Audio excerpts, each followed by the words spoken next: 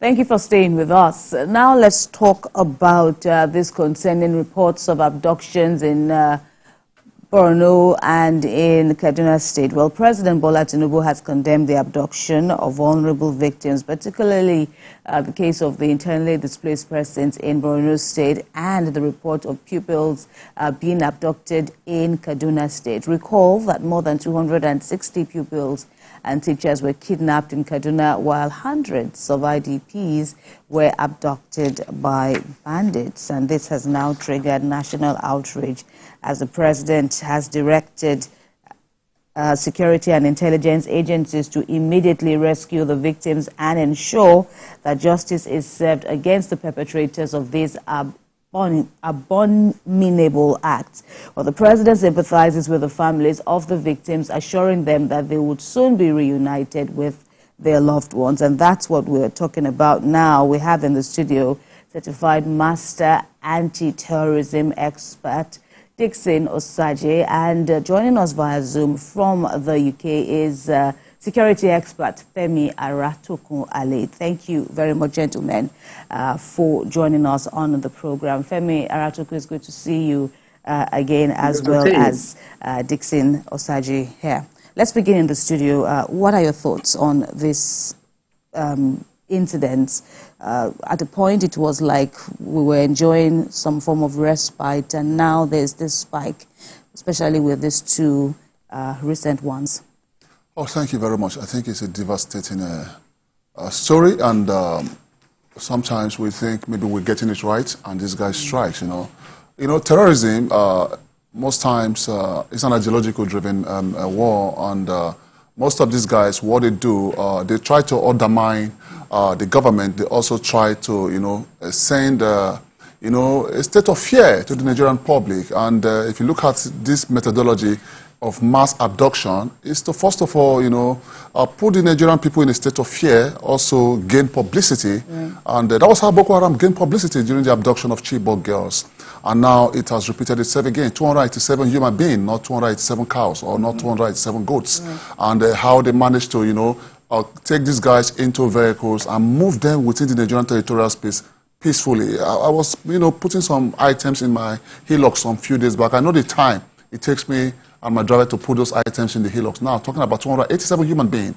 I wouldn't say the security agency has been compromised, but I would just want to say that we failed to oblige to the Safe School Declaration. Luckily, when the Safe School Declaration was established in 2015 in Oslo, Norway, Nigeria was a signatory to the Safe School Declaration. All what the Safe School Declaration is all about is to ensure that students, teachers, and the school environment is fixed in a state of peace, and during conflict area, nothing goes wrong, and you need to put everything in place so that students will be able to acquire knowledge. After Norway hosted the incident, the next country was Spain, Argentina, followed by Spain. Luckily, Nigeria was the fourth country in the world that hosted the Safe School Declaration, and the first country in Africa. That tells you that we are not adopting or implementing the guidelines of the Safe School Declaration. If we start implementing the guidelines of the Safe School Declaration, I think the Nigerian school will be highly protected. So the president must call the Minister of Education to order and say, visit the Safe School Declaration. If you visit that declaration, look at the outlines, then the Nigerian schools will be protected, because if these guys are coming to the Nigerian schools, there should be a what's it called, protection, layer of protection in our schools. They shouldn't come to the school and just fetch our students so swiftly. We need to also have bunkers in our secondary school or primary school, whereby when these guys are coming, they run into the bunkers, then the military come for rescue mission, then the terrorists will labor in vain. Well, looking at, like you have mentioned, the Safe School Declaration, is it implementable, especially in situations where we have schools in rural areas and hard-to-reach areas of Nigeria? Is this highly implementable there? Yes, highly implementable. It's all about construction. Right. What's happening in Ukraine now, if it happens in Nigeria, we'll all perish, because most of our architectural design, we can't find bunkers there. I was speaking with a friend yesterday night. I said, if anything comes into Lagos, for example, God forbid, where are we going to run to? So now the design of our territorial space is not built for preparation of war. Who had thought that Russia would be invading Ukraine? their neighbors, but they were prepared for war. So every country must prepare for war, build bunkers where people will run into for safety so that the security agency will come. It is implementable in the rural areas in the sense that we need to carry out crime mapping. Where are the crime-prone environments within the rural areas? Where are the risk application within the rural areas? Then if we be able to carry out such crime mapping, nobody should just come and build a school and leave it without having an effective architectural design and protection design. If you don't have an effective protection design, our students will continue to live in a state of fear. Just imagine how children going to school today in the Northeast will feel. They'll be looking through the window, believing that there's going to be another attack. But for me, I appreciate the president's decision in giving the service chief a marching order. Tell them, if you don't bring back this student, I will fire all of you. If you put our service chief and security agents in a tense situation, they will go after these people. Is the marching order enough? Yeah, it's enough because these people are human beings. They are not as well trained as our security agents. All what they do is just that they capitalize on the vulnerability of our security agents. Okay, let's come over now to Mr. Femi Aratukwale. Thanks for hanging on. And like Dixon here said, there appears to be, of course, the Chibok experience it's going to be 10 years. Since that dastardly event happened, same number of hostages taken or thereabouts, school children, and now we're having yet another incident in a school, a primary and secondary school. What are your thoughts? Does it appear to you like we have learned any lessons since Chibok? Thank you so much. Bringing this topic on board with Mr. Dixon in the studio with you is a very good one, because part of what he said, perhaps I'm going to counter it, and at the same time, part of what he said, yes, we have to implement them, but let us look at it from this angle. Yesterday was Mother's Day. How do you think the mothers will be feeling yesterday and today? Now, this is a mourning time for Nigeria, for mothers, for the northern governors, for all the governors, for even all the ministers, because this has clearly shown that a lot has been done, but it has not really yielded any good result. Having said that, State Declaration School, a lot of security personnel and experts have been talking about this, provide what we call these state commissioners for schools, and different kind of ideas have been given to the past governments. Perhaps it has not reached the table of the new president. So now that everything is now on his table, everything starts with him. So how he's going to implement it now depends on him. Are we going to be using the same ideas with the same style of police, military, or are we going to change our strategy? Is one thing we need to look into.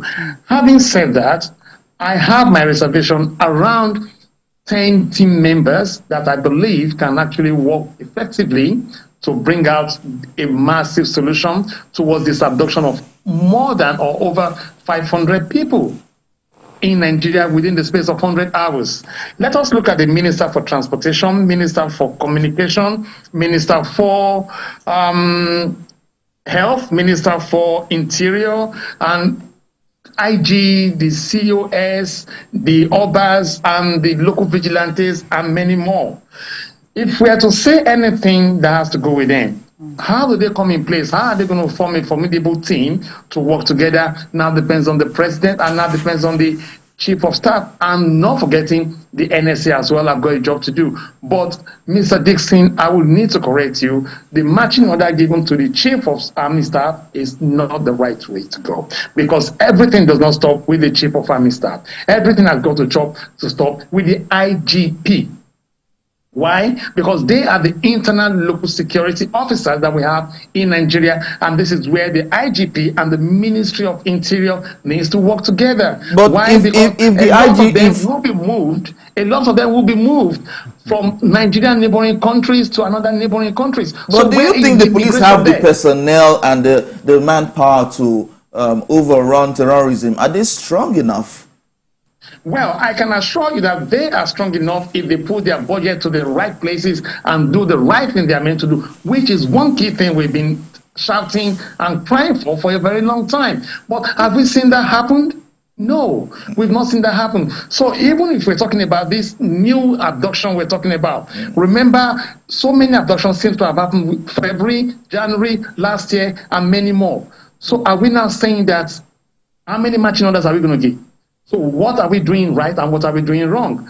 Most of all these people are rightly in within some areas that are not yet combed. So we need the Air Force officers to equally help us with area view and mapping survey so that all the groundworks can be done effectively and easily. But if we don't have all this done, then we are not going anywhere. All our imams and chiefs and the local authorities around this area, the chairman, have got to be called into questioning what exactly is going on. The Commissioner for Education needs to be even called as well. What is really going on? Do you have a roadmap for how you want to secure schools and students as well, not only within the secondary schools, but within our tertiary institution in general? But, sorry, please, in your line of thoughts now, do you actually think we have enough personnel? Because you see that every time, for instance, if a VIP is coming to TVC News or going on the road, there are a lot of policemen with those VIPs, leaving the remaining to handle a lot of Nigerians. And so if you're moving them to these villages, do you think that we have enough people, enough manpower to effectively tackle insurgency in those areas? You see, just like I said to you, we can't use somebody from the south to go govern somebody in the north area or the northern area in terms of this strategy we're talking about. This is why I said we have enough manpower, but we're not just recruiting this manpower to the right places for the right sources and for the right things that we want them to do. Rather, we seem to have neglected what the IGP said when he came into power with the present government, that all police officers must be withdrawn from the VIPs. But today, what do we see? Enough and more than enough police officers are still with the VIPs. So what are we talking about? We are not yet serious. That is why criminals will use all these loopholes to now invade us and to now make us look like the weakest link. We are not the weakest link. We are the strongest link, but they actually just taking advantage of what we're not doing right, and they're trying to, cash in on it. So to them, it is business. To us, it is a failure. Okay, let's come back to the studio. Dixon, all right, so you have said that with the president urging the security chiefs to, do the needful in finding the captives and, of course, arresting the perpetrators ahead of prosecution. But there's also been the suggestion that these service chiefs should move to court now, the theater of war, that they should relocate to these areas and, affirm their leadership in this regard. Will that help? No, that will not help. When we talk about service chiefs, we're talking about all heads of parastatals of the security agents, the immigration in charge of our national borders, the customs are also playing a role. Because how these arms and ammunition gets into the Nigerian territorial space is disturbing. When you imagine most of these guys that are carrying out these arms, that are holding these arms, and you check them very well, you discover that they don't even have the financial capacity to purchase an AK-47. So that tells you there's a political inclination to this war we're facing. Now, what is happening in Nigeria is a war situation. Because when human life exceeds 999 be eliminated by criminal elements, it becomes a war situation, and it's so disturbing that we've not seen this as a war situation in our own our territorial space. You see, sometimes when the security agent don't do the right thing, we tend to blame the government. We are good in centralizing our problem. Centralizing in the sense that if anything happens, we blame the president. If anything happens, we blame the president. Most people would take the line of thought that, okay, these state governors don't have the powers to, give security agents powers. And that is why sometimes we need to start looking at decentralizing our policing system so that to be able to, go after these criminal activities with speed and momentum. Because when it comes to crime prevention, we should be looking at the area of pursuit. Because I was watching a film some few days ago, and a crime took place. What happened was that there was an area pursuit and also a ground pursuit. So these guys were pursuing the criminals until these guys were exhausted. So now, how will you come and carry out 287 Nigerians and there is no pursuit? And you allow these guys to go to the ungoverned space, keep these guys, our children, in the ungoverned space, and they excel. That is to say that they are capitalizing on our vulnerability. What is our vulnerability here? Because when we talk about vulnerability, we fail to understand that what is happening. What have you implemented? Now, what you implemented to that situation, does it help or is it helping? No, it isn't. So vulnerability analysis is very important in our own situation, because 2014, like Kemi rightly said, to date, is 10 years. And now, it's as if it's an anniversary. Maybe it's a planned something, I don't know. But for me, what I will advise the federal government to do is that our security agent needs to come back to the drawing board. You know, Femi talk about a policing system, that the police are solely responsible for internal security, or whatever the case may be. But now we are in a terrorism state of war. And when you get to a terrorist state of war, you bring in the military. You understand? Even though they are solely responsible for protecting us from external aggression, you bring in the military to come and carry out this action. But the military are still not able to, you've mentioned decimate these criminals. You mentioned something about decentralizing the police system. So do you think community policing will be essential at this time? For me, yes, it will be essential, but we fail to understand that community policing is a philosophy, because whatever the case may be, man, technology and processes is going to be involved. Because when you talk about security, it's not about man. It's not about the personnel. There are three processes to security management. We talk about technology, we talk about human being, there is the soldiers, officers, and men, and then we talk about processes in place. Okay, now, technology, a human being, the Chibok, the abduction, for instance. Now, let's talk about men. Now, what were the response mechanism from the officers and men? If that fails, what about technology? Did you put in technology in place to chase these guys? If that fails, what are the processes in place? Because, for example, if an incident happens, what do you do? And how do you chase these criminal elements to bring them back to justice? But it just seems that the three processes fails each time we suffer from speed of insecurity in Nigeria, and that is a blatant failure. That shouldn't happen. If technology fails, if human fails, technology should never fail. If technology fails, the processes in place to manage that situation, manage that incident shouldn't fail. But here the processes fail, the human factor fails, the technology fails, and then you ask me, Dixon, what is the crime of these Nigerian students that were captured? I would say their crime is being a Nigerian. All right. Femi, so what's your take now? Some are also saying, there is speculation that these might be deliberate attempts now to destabilize the president, to destabilize the government of the day. What merits do you find in this notion? You see, thank you so much for the question you just asked me. We don't need to start looking into analyzing issues this time around. All we need to be looking out for should be solutions, and how do we make this solution a robust one. Like I mentioned before, a 10-man committee should be set up, which they have them already. I've talked about the Minister for Transportation, the Communication Minister, because those guys are actually using network devices. And then we need to look into the Ministry of Agriculture. The people being kidnapped obviously will be fed, no matter the situation. So what is the system around there? Who is watching who? Now, this is where the NURT, each time we talk on TVC, I keep mentioning that everything they've been doing in Nigerian security architecture, we failed to connect with the NURT because they seem to know most of all these routes that all these criminals are actually taking. They apply these routes more than any one of us. We need to bring them involved. Not forgetting, we still need to speak to the finance minister, to speak to the CBN. There is a strategy around what I'm saying, but due to security reasons, I'm not going to bring a whole lot on board. Why I mentioned IG, and while I mention which I'm going to do, I will speak one-on-one if it's possible, or if it's still possible, speak to the PRO, Nigerian Police PRO should be called upon. I could remember some years ago, we spoke about certain things. There are so many devices that should have been implemented and given to the local security authorities, which shouldn't even be a thing we're talking about.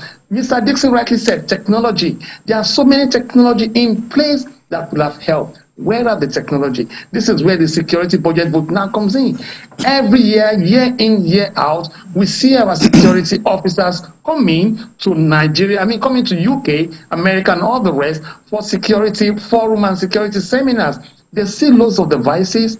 Why are they not buying them, or why are they not investing into them? So that at least it will help us to really tackle security problem we have in Nigeria. Those that have been captured for all these kind of atrocities, In what way and manner have we actually prosecuted them to send a strong message to criminal activities that there is no room for all these kind of things to happen in our country? We are here to tackle all this.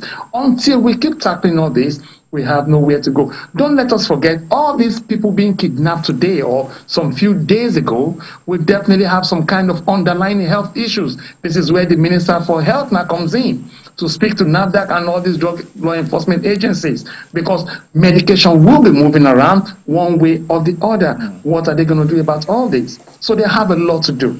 A lot they need to do is actually on their table. The budget is there for them. Do not let us even point accusing fingers this time around to the president. It's got nothing to do with him. This is something that's been happening over time, and we seem not to get it right.